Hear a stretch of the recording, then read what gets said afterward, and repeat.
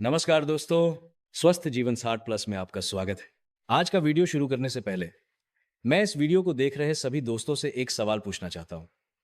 क्या आप भी अक्सर टीवी और अखबारों में डॉक्टरों और विशेषज्ञों को ये सलाह देते हुए देखते हैं कि चलते फिरते रहोगे तभी स्वस्थ रहोगे, यानी जीवन के लिए गतिशीलता जरूरी है? हम सभी इस बात पर पूरा विश्वास करते हैं, विशेष रूप से हम मध्यम आयु वर्ग और बुजुर्ग लोग। हमें सबसे ज्यादा डर लगातार बैठे रहने से लगता है, तीन उच्च high blood pressure, high sugar, high cholesterol से लगता है। और सबसे ज्यादा डर इस बात का होता है कि हमारी रक्त वाहिकाओं, ब्लड वेसल्स में वो भयानक खून का थक्का, ब्लड क्लॉट, थ्रोम्बोसिस न जम जाए, है ना? हमें हमेशा लगता है कि अगर हम बस चलते रहें, रोज पार्क में टहलने जाएं, दौड़ें, साइकिल चलाएं, तो हम अपनी रक्त वाहिकाओं को साफ कर रहे हैं और स्ट्रोक स्ट्रोक व हार्ट अटैक से दूर जा रहे हैं। लेकिन दोस्तों, क्या होगा अगर मैं आज आपको बताऊं कि जिस चीज को हम अपना जीवन रक्षक मानते हैं, शायद उस मामले में हम गलत दिशा में सोच रहे हो?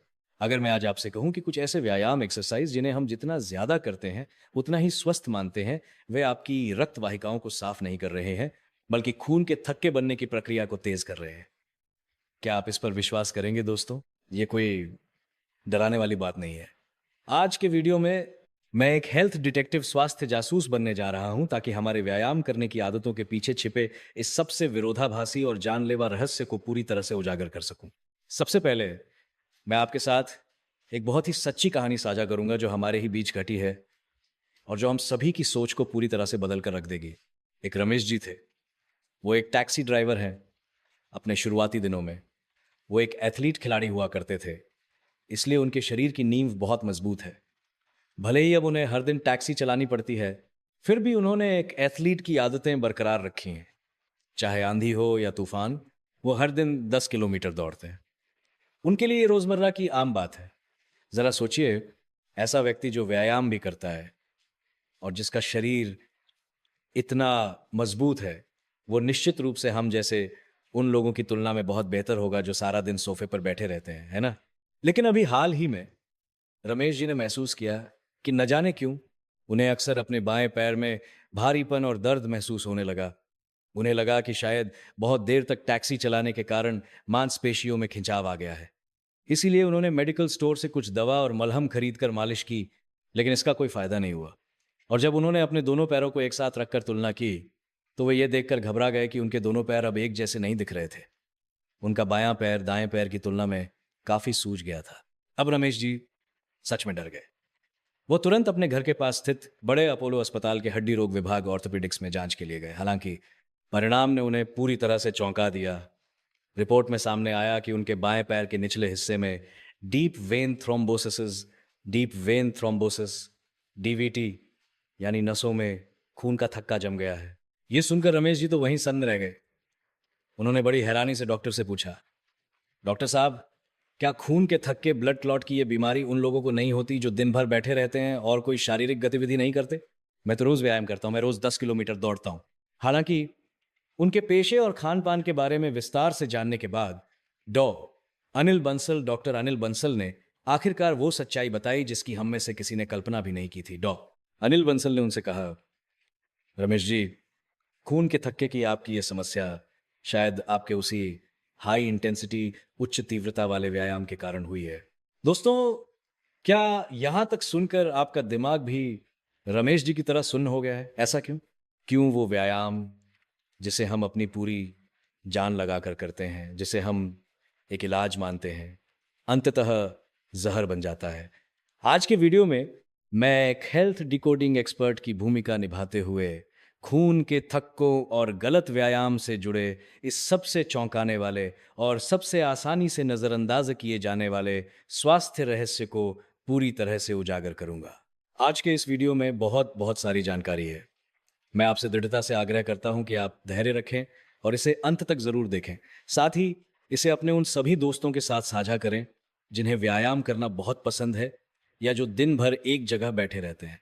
सबसे पहले हम एक नदी के उदाहरण का उपयोग करेंगे जिसे आप जीवन भर नहीं भूल पाएंगे। इसके जरिए मैं आपको स्पष्ट रूप से समझाऊंगा कि यह खून का थक्का, ब्लड क्लॉट, आखिर आता कहां से है और यह हमारे शरीर के किन खतरनाक कोनों में छिपना सबसे ज्यादा पसंद करता है। इसके बाद जो कि आज के वीडियो का सबसे महत्वपूर्ण और मुख्य हिस्सा है। हम उन 5 प्रकार के जानलेवा व्यायामों को एक एक करके सामने लाएंगे जो चुपचाप खून के थक्कों को पनपा रहे हैं। मैं आपको सबसे सरल भाषा में बताऊंगा कि कैसे स्वस्थ रहने के नाम पर आप कदम दर कदम खुद को स्ट्रोक स्ट्रोक और पल्मोनरी एम्बोलिज्म, फेफड़ों में थक्का जमना की गहरी खाई की ओर धकेल रहे हैं। और हम सभी के लिए रमेश जी के मामले का विस्तार से विश्लेषण भी करेंगे, ताकि ये देखा जा सके कि आखिर उन्होंने कौन सी गलती की, कौन सी बारूदी सुरंग पर पैर रखा जिसने व्यायाम को नुकसानदायक बना दिया। सबसे महत्वपूर्ण बात, मैं केवल आपको डराऊंगा नहीं। वीडियो के अंत में मैं आपको खून के थक्कों से बचने के 3 गोल्डन रूल्स, स्वर्ण नियम का एक पूरा वैज्ञानिक तरीका भी सिखाऊंगा। ये एक ऐसा खजाना है जो मौलिक रूप से हमें सही तरीके से और बेहतर ढंग से व्यायाम करने में मदद करेगा, ताकि हम बुढ़ापे से न डरें। इसे सीखने का मतलब है कि आपने अपने जीवन के लिए सबसे पेशेवर रक्त वाहिका सफाई विशेषज्ञ को नियुक्त कर लिया है। इसीलिए कृपया आज धैर्य रखें और वीडियो को अंत तक जरूर देखें और इस महत्वपूर्ण ज्ञान को घर ले जाएं जो यह तय करेगा कि आपकी बाकी की जिंदगी रंगीन होगी या ब्लैक एंड व्हाइट। मुख्य विषय पर जाने से पहले, यदि आप भी ये सीखना चाहते हैं कि अपनी अनमोल रक्त वाहिकाओं की सबसे बुद्धिमानी से रक्षा कैसे करें, तो कृपया नीचे दिए गए स्वस्थ जीवन 60+ चैनल के सब्सक्राइब बटन पर क्लिक करें और बेल आइकन दबाएं, ताकि हमारी ये हेल्थ क्लास आपसे मिस ना हो जाए। यदि आपको हमारी आज की जानकारी पसंद आए तो कृपया कमेंट सेक्शन में स्वस्थ रक्त वाहिकाएं टाइप करें और एक दूसरे के स्वास्थ्य के लिए एक दूसरे का उत्साह बढ़ाएं। ठीक है, उन 5 जानलेवा व्यायामों का खुलासा करने से पहले हमें एक सबसे महत्वपूर्ण अवधारणा को समझना होगा। जब हम अपने शरीर और खून के थक्कों के बीच के संबंध को समझ लेंगे, तभी हम ये समझ पाएंगे कि बहुत देर तक बैठे रहना और गलत तरीके से व्यायाम करना एक ही सिक्के के 2 पहलू और खतरनाक क्यों हैं। आप हमारे शरीर को एक बहुत विशाल और सटीक नदी प्रणाली के रूप में सोच सकते हैं। हमारे पूरे शरीर में फैली हुई रक्त वाहिकाएं ब्लड वेसल्स छोटी बड़ी नदियों की तरह है। हमारा रक्त खून ही नदी का पानी है। ये नदी का पानी हमारे शरीर के लिए जरूरी पोषक तत्वों और ऑक्सीजन से भरा हुआ है। सामान्य परिस्थितियों में हमारी नदी का पानी सुचारू रूप से बहता है, लेकिन कभी कभी हमारी नदी के रास्तों में कुछ बाधाएं, रोड ब्लॉक्स आ जाती हैं जो तरल पदार्थ के प्रवाह को रोकती हैं। ये बाधाएं हमारे खून में मौजूद तत्वों के जमा होने और चिपकने से बनती हैं, जिसे हम खून का थक्का, ब्लड क्लॉट कहते हैं, जिससे हम सभी अच्छी तरह परिचित हैं। अब आप जरूर सोच रहे होंगे कि अच्छी भली बहती हुई नदी का पानी बिना किसी कारण के अचानक कैसे जम सकता है। खून के थक्के का बनना इस बात का संकेत है कि हमारे शरीर के अंदर 2 प्रणालियों का संतुलन बिगड़ गया है। एक है कोगुलेशन सिस्टम, रक्त जमने की प्रणाली, यानी वो ताकत जो खून को जमने में मदद करती है, और दूसरा है एंटी कोगुलेशन सिस्टम, रक्त न जमने देने की प्रणाली, यानी वो ताकत जो खून को जमने से रोकती है। जब हमारे खून के जमने की ताकत बहुत अधिक हो जाती है और इसे रोकने की ताकत कमजोर पड़ जाती है, तो हमारा नदी का पानी गाढ़ा हो जाता है और खून के जमने की प्रवृत्ति बढ़ जाती है। इस समय यदि 2 और शर्तें पूरी हो जाएं, तो खून का थक्का नामक ये बाधा तुरंत बन जाएगी। वह 2 शर्तें क्या हैं? पहली है नदी के पानी का बहुत धीमा बहना, यानी रक्त प्रवाह, ब्लड फ्लो का धीमा होना। जरा सोचिए, क्या धीमी गति से बहने वाली कीचड़ भरी नदी के तल पर कीचड़ जमा होने की संभावना बहुत अधिक नहीं होती? यही कारण है कि जो लोग लंबे समय तक एक जगह बैठे रहते हैं या जिन्हें लंबे समय तक बिस्तर पर पड़े रहना पड़ता है, उन्हें खून के थक्के बनने का सबसे अधिक खतरा होता है, क्योंकि उनके पैरों यानी निचले अंगों की गहरी नसों, डीप वेन्स में खून का वापस लौटना बहुत धीमा हो जाता है। नदी का पानी लगभग बहना बंद कर देता है, तो जाहिर है कि वहां रुकावट आ जाएगी। दूसरी शर्त है नदी के तल का क्षतिग्रस्त होना, यानी रक्त वाहिकाओं की अंदरूनी परत, एंडोथेलियल सेल्स का नुकसान। हमारे नदी का किनारा यानी रक्त वाहिकाओं की अंदरूनी दीवार प्राकृतिक रूप से बहुत चिकनी होती है, लेकिन अगर 3 उच्च हाई बीपी, शुगर, कोलेस्ट्रॉल, सूजन या गलत व्यायाम, जिसके बारे में हम आगे बात करेंगे, के कारण ये घिस जाती है, टूट फूट जाती है और खुरदरी हो जाती है, तो जरा सोचिए, जब हमारा गाढ़ा कीचड़ वाला पानी यानी गाढ़ा खून इन गड्ढों वाले नदी के तल से गुजरेगा, तो क्या उसका वहां फंसना बहुत आसान नहीं हो जाएगा? फिर वो धीरे धीरे बड़ा होगा और अंततः एक बाधा बन जाएगा। इसलिए दोस्तों, आप देख सकते हैं कि खून का थक्का बनने की 3 ही मुख्य शर्तें हैं: पानी का बहुत गाढ़ा होना, पानी का बहुत धीमा बहना और नदी के तल रक्त वाहिका का खराब होना। हालांकि ये थक्का बाधा कहीं भी बन सकता है, लेकिन इसके छिपने के कुछ पसंदीदा स्थान हैं। ये मुख्य रूप से शरीर के 3 हिस्सों में छिपना पसंद करता है। पहला, दिल, हार्ट में, यानी हमारे आलिंद एट्रियम में। आप इसे हमारे शरीर का केंद्रीय जलाशय या वाटर रिजर्वर मान सकते हैं। जब हमें अतालता, अरिदमिया या एट्रियल फाइब्रिलेशन, एट्रियल फिब्रिलेशन यानी अनियमित दिल की धड़कन की समस्या होती है, तो हमारा जलाशय ठीक से पानी निकाल नहीं पाता है। नदी का पानी, खून सामान्य रूप से अंदर बाहर नहीं हो पाता। खून हमारे दिल एट्रियम के अंदर ही घूमने लगता है और रुक जाता है। अब सोचिए, जब पानी रुकेगा तो क्या यह खून के थक्के बनने का सबसे अच्छा मौका नहीं होगा? दूसरा, मस्तिष्क, ब्रेन में। अक्सर ये वही कीचड़ का टुकड़ा खून का थक्का होता है जो हमारे दिल रूपी जलाशय में बना था। वह अचानक टूटकर अलग हो जाता है और एक बहते हुए कचरे की तरह रक्त प्रवाह के साथ ऊपर की ओर चला जाता है। अंततः यह हमारे मस्तिष्क की संकरी नदियों रक्त वाहिकाओं में फंस जाता है, जिससे acute brain embolism, brain stroke हो जाता है। तीसरा, पैरों में, जो आज हमारे रमेश जी की कहानी का मुख्य विषय भी है। यह आमतौर पर पैरों की गहरी नसों, डीप वेन्स में पाया जाता है। यह हमारे शरीर की नदी प्रणाली का निचला हिस्सा, डाउनस्ट्रीम है, जो हमारे केंद्रीय पंप दिल से सबसे दूर है। यहाँ पानी का बहाव प्राकृतिक रूप से धीमा होता है, इसलिए यहाँ जमाव, थक्का होने का खतरा सबसे ज्यादा होता है। खून के थक्के का सबसे बड़ा खतरा यह है कि यह चुपचाप बनता है। यह लगभग किसी भी उम्र में और किसी भी समय हो सकता है। हृदय रोग विशेषज्ञों का कहना है कि यदि आपके परिवार में खून के थक्के जमने का इतिहास, फैमिली हिस्ट्री रहा है, आपका ब्लड प्रेशर लंबे समय तक अस्थिर रहता है, आपको मधुमेह, diabetes है, आप धूम्रपान करते हैं, लंबे समय तक बैठे रहते हैं, हार्मोन की दवाएं ले रहे हैं, या आपको पहले भी खून के थक्के की बीमारी रह चुकी है, तो आप इस बीमारी के सबसे पसंदीदा शिकार हैं। आपको दैनिक जीवन में विशेष रूप से सावधान रहने की आवश्यकता है। ठीक है, अब हम इस भयानक प्रक्रिया को समझ गए हैं। अब सबसे अहम विरोधाभास सामने आता है। हमने अभी कहा कि बहुत देर तक बैठे रहना और रक्त प्रवाह का धीमा होना खून के थक्के जमने का मुख्य कारण है।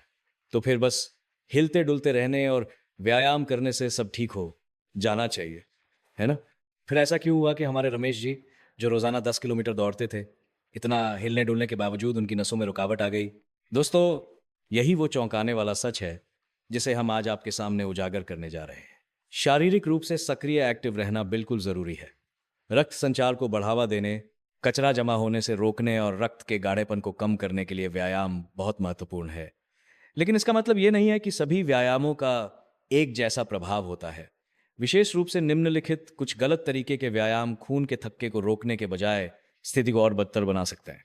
अब आइए एक एक करके उन 5 प्रकार के जानलेवा व्यायामों को सामने लाते हैं जिनसे हम मध्यम आयु वर्ग और बुजुर्ग लोगों को बिल्कुल दूर रहना चाहिए। पहला है लंबे समय तक दौड़ना, लॉन्ग डिस्टेंस रन। मैं पार्क में 20-30 मिनट की हल्की जॉगिंग की बात नहीं कर रहा हूं, बल्कि मैं रमेश जी की तरह हाई इंटेंसिटी वाली लंबी दौड़ की बात कर रहा हूं जो 10 किलोमीटर या उससे अधिक होती है। ऐसा क्यों? रमेश जी जैसे व्यक्ति, जो एक पूर्व एथलीट थे, को अपनी ही सबसे बड़ी ताकत से कैसे नुकसान पहुंच सकता है? इसके पीछे 3 जानलेवा जाल, ट्रैप्स हैं। पहला जाल, हृदय पर बहुत अधिक भार। लंबी दौड़ के लिए हमारे हृदय और फेफड़ों की कार्यक्षमता बहुत ही बेहतरीन होनी चाहिए।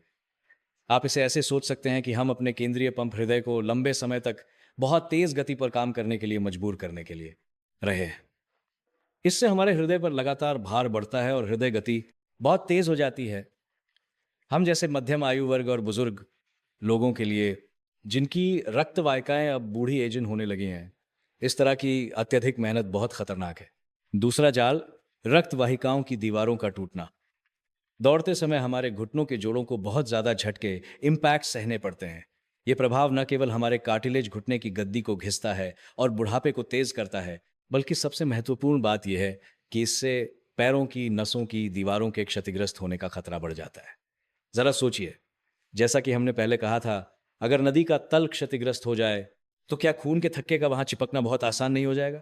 तीसरा जाल सबसे महत्वपूर्ण, डिहाइड्रेशन, पानी की कमी।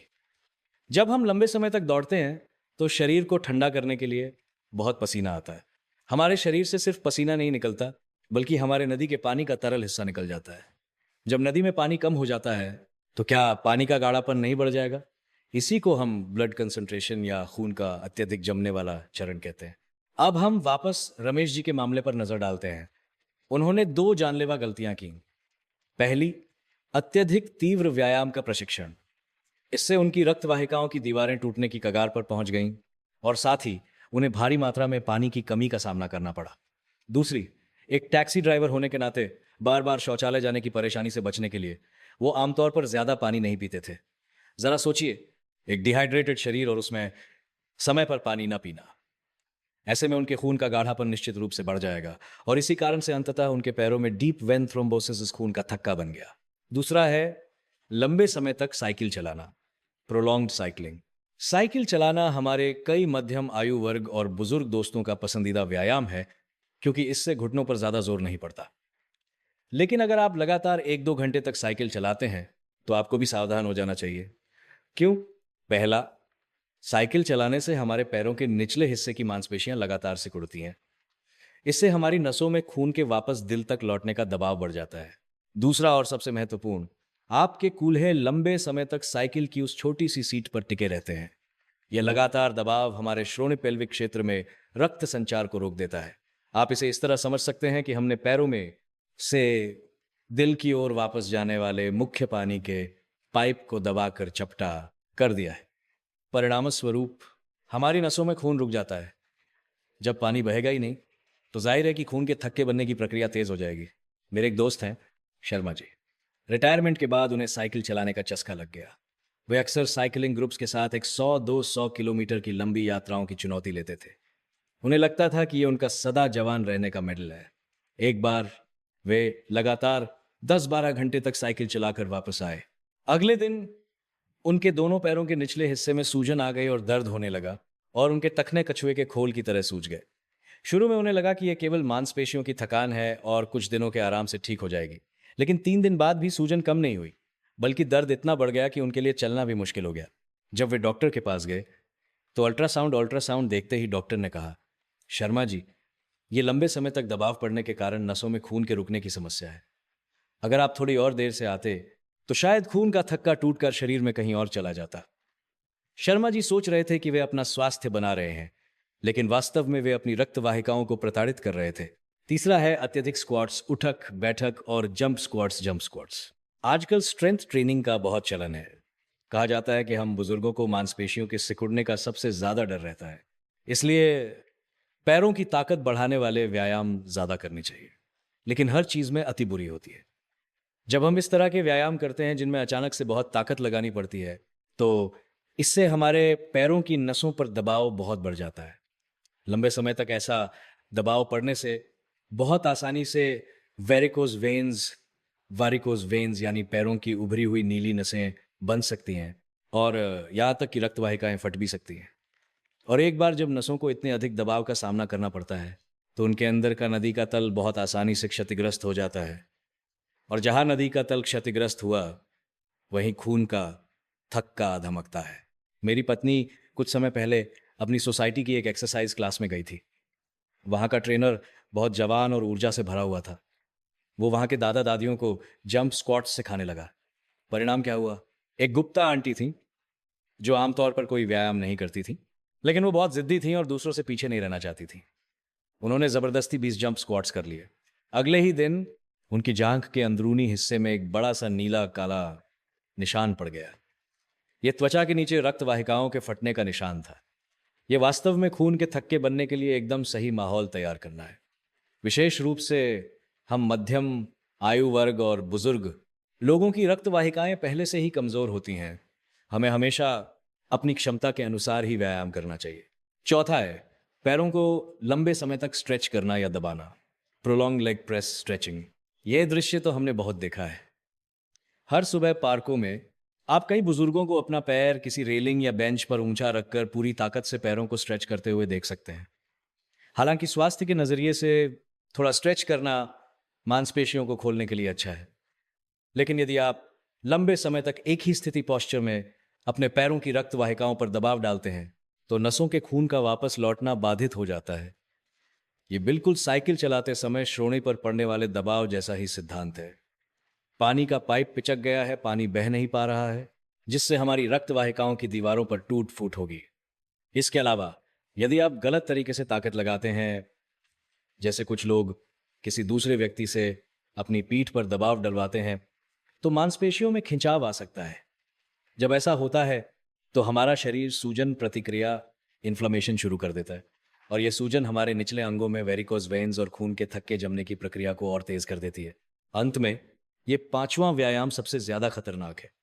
इसे कहते हैं लंबे समय तक बैठे रहने के बाद अचानक से व्यायाम करना। दोस्तों, ये एक ऐसा खतरा है जहां मध्यम आयु वर्ग और बुजुर्ग लोगों के साथ सबसे अधिक दुर्घटनाएं होती हैं।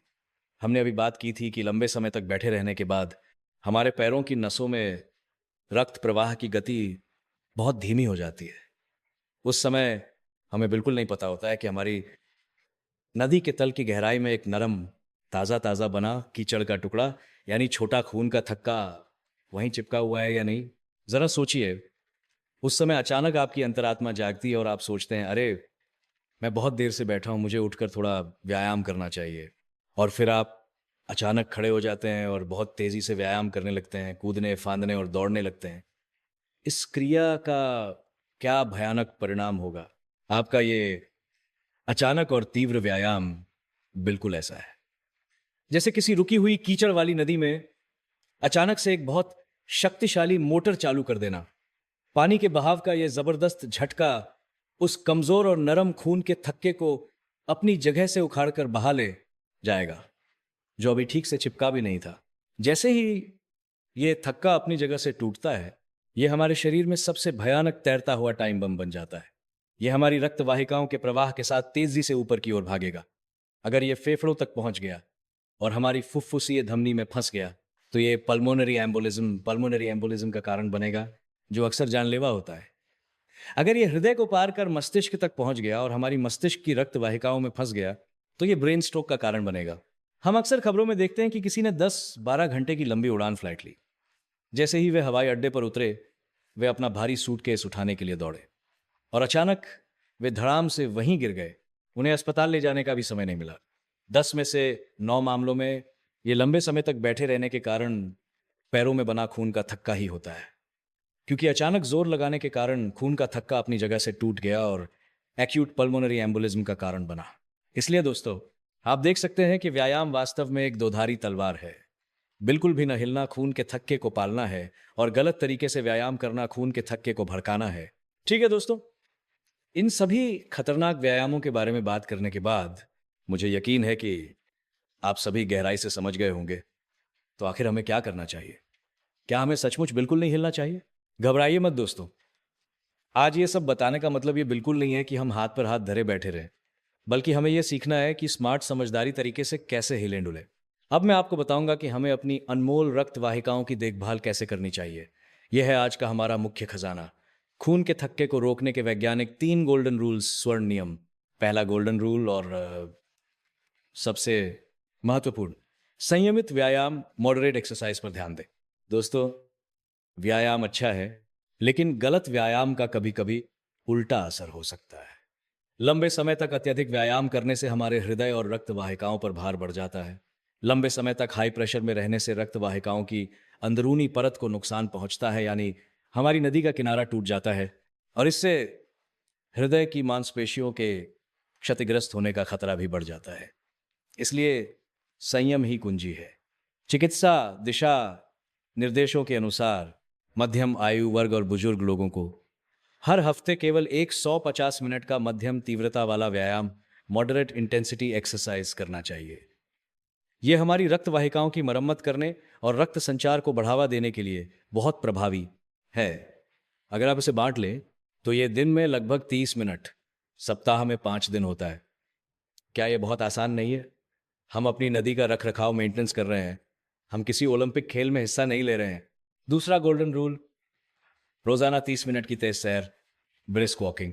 चूंकि उच्च तीव्रता वाले व्यायाम हमारे लिए जोखिम भरे हैं, तो हमें ऐसे व्यायाम चुनने चाहिए जिन्हें करना आसान हो और सुरक्षित हो।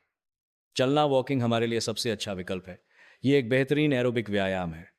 तेज सैर हमारे हृदय और फेफड़ों की कार्य क्षमता को बहुत प्रभावी ढंग से बढ़ा सकती है, पूरे शरीर के रक्त संचार को बढ़ावा दे सकती है, और खून के थक्के के जोखिम को कम करने में बहुत महत्वपूर्ण भूमिका निभा सकती है।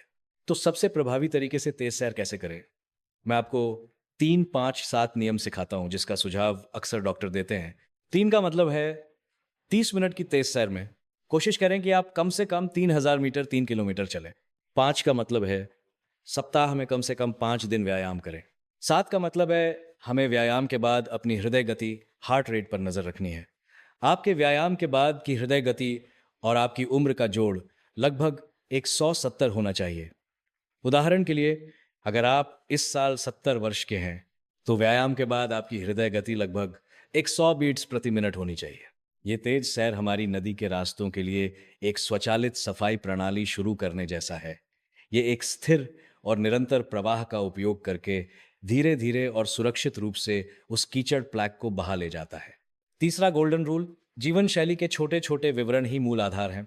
दोस्तों, केवल व्यायाम करना ही काफी नहीं है। हमारी रक्त वाहिकाओं का स्वास्थ्य इस बात से बनता है कि हम क्या खाते हैं और कैसे सोते हैं। यह ऐसा है जैसे हमें न केवल नदी साफ करनी है, बल्कि हमें उसके उद्गम स्थल पर मिट्टी और जल का संरक्षण भी करना होगा। भोजन के मामले में हमें स्वस्थ आहार अपनाना चाहिए, जैसे भूमध्य सागरीय आहार। हमें नदी के पानी का प्रदूषण कम करना होगा। रिफाइंड सफेद चावल और मैदे का सेवन कम करें। उच्च गुणवत्ता वाले प्रोटीन खाएं, जैसे कि मछली, चिकन, टोफू, पनीर, दालें और मेवे, नट्स। ये बेहतरीन खाद्य पदार्थ हमारे पोषण का संतुलन बनाए रखते हैं। जीवन शैली की आदतों के मामले में हमें धूम्रपान, स्मोकिंग और शराब, अल्कोहल जैसी बुरी आदतों को कम करना होगा। अब अपनी नदी में रसायनों को डालना बंद करें। एक नियमित दिनचर्या बनाएं। देर रात तक जागना कम करें। हर रात 7 से 8 घंटे की पर्याप्त नींद लें, ताकि हमारी नदी प्रणाली को रुककर खुद की मरम्मत करने का पर्याप्त समय मिल सके। साथ ही समस्या के उत्पन्न होने से पहले ही बचाव के लिए नियमित स्वास्थ्य जांच, हेल्थ चेकअप्स अवश्य करवाएं। जब ये सभी रोजमर्रा की आदतें अच्छी होंगी, तभी हमारे नदी का पानी साफ रहेगा और नदी का किनारा मजबूत बनेगा। ठीक है दोस्तों, आज व्यायाम और खून के थक्कों, एक्सरसाइज एंड थ्रोम्बोसिस के इस अत्यंत महत्वपूर्ण विषय पर बस इतना ही।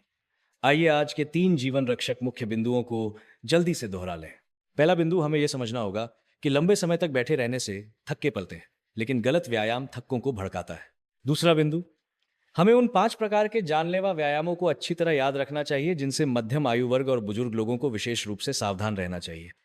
लंबे समय तक दौड़ना, लंबे समय तक साइकिल चलाना, अत्यधिक स्क्वाट्स, उठक बैठक, पैरों को लंबे समय तक स्ट्रेच करना, दबाना और लंबे समय तक बैठे रहने के बाद अचानक तीव्र व्यायाम करना। तीसरा बिंदु, हमें अपने स्वास्थ्य को बेहतर बनाने के लिए खून के थक्के से बचने के 3 वैज्ञानिक गोल्डन रूल्स में महारत हासिल करनी होगी। संयमित व्यायाम करें, प्रति सप्ताह 150 मिनट, प्रतिदिन 30 मिनट तेज सैर करें, 3, 5, 7 नियम का पालन करते हुए और आहार व नींद से शुरुआत करते हुए अपनी जीवन शैली को सुधारें। दोस्तों, हमारा शरीर एक अत्यंत सटीक उपकरण मशीन की तरह है। इसे कड़ी दवाओं की नहीं, बल्कि सावधानी पूर्वक देखभाल की आवश्यकता है। आज से ही आइए हम सब मिलकर सबसे समझदारी और संतुलित तरीके से अपनी इस सबसे महत्वपूर्ण और अक्सर नजरअंदाज की जाने वाली स्वास्थ्य की नींव की रक्षा करें।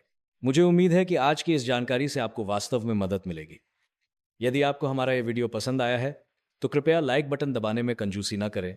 स्वस्थ जीवन 60+ चैनल को सब्सक्राइब करें और इसे अपने उन सभी परिवार वालों और दोस्तों के साथ शेयर करें जिनकी आप परवाह करते हैं। हम आपसे अगले वीडियो में मिलेंगे। नमस्कार।